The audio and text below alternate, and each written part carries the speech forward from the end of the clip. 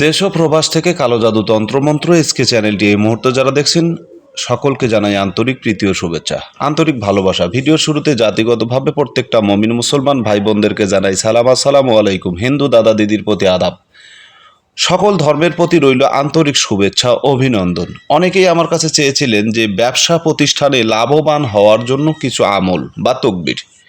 তো আপনাদের কথাগুলো মাথায় রেখে আজকে আমি যে নকশাটা আপনাদের সামনে নিয়ে আসলাম, যে নকশাটা আপনারা দেখছেন, এই নকশাটার পুরোপুরি অংশ আপনাদেরকে দেখাবো এবং কিভাবে এটা কাজ করবেন।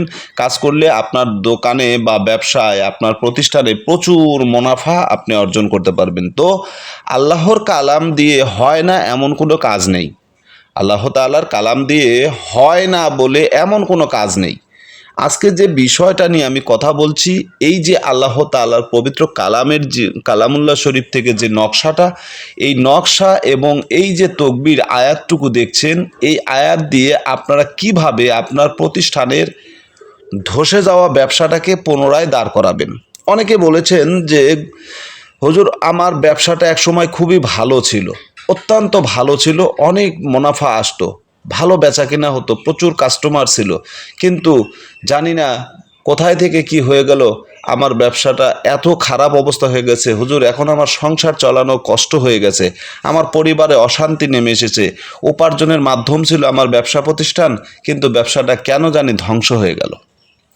অনেকের ব্যবসার ভিতরে খারাপ হাত পড়ে, অনেকে জাদুটোনা করে, টুকটাক করে ব্যবসা নষ্ট করে, প্রতিষ্ঠান নষ্ট করে, দোকান নষ্ট করে দেয়, কারবারি যে সমস্ত কার্যকলাপ আছে সেগুলো নষ্ট করে দেয়। আমার কাছে অহরহ আসে, গুরুজি একটা কাজ করে নিতে আসছি, ওই একটা প্রতিষ্ঠান, একটা দোকান খুব ভালো চলে, আমার প্রতিপক্ষেও তাকে আমি তার দোকানটা নষ্ট করে দিতে চাই।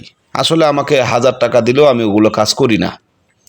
একটা করে তাবিজ লেখার জন্য ওগুলো 10,000, 15,000, 20,000 টাকা অফার করে, কিন্তু করি না। হারাম। কারণ মানুষের রিজিকের উপরে হাত দেওয়া তো খুবই খারাপ জিনিস।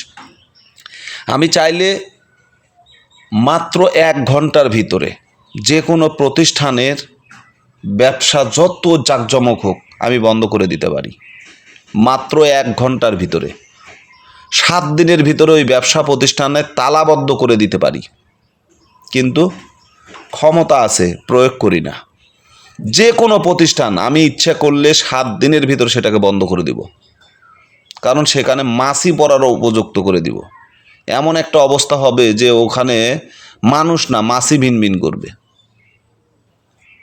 আবর্জনা ময়লা শুরু হয়ে যাবে।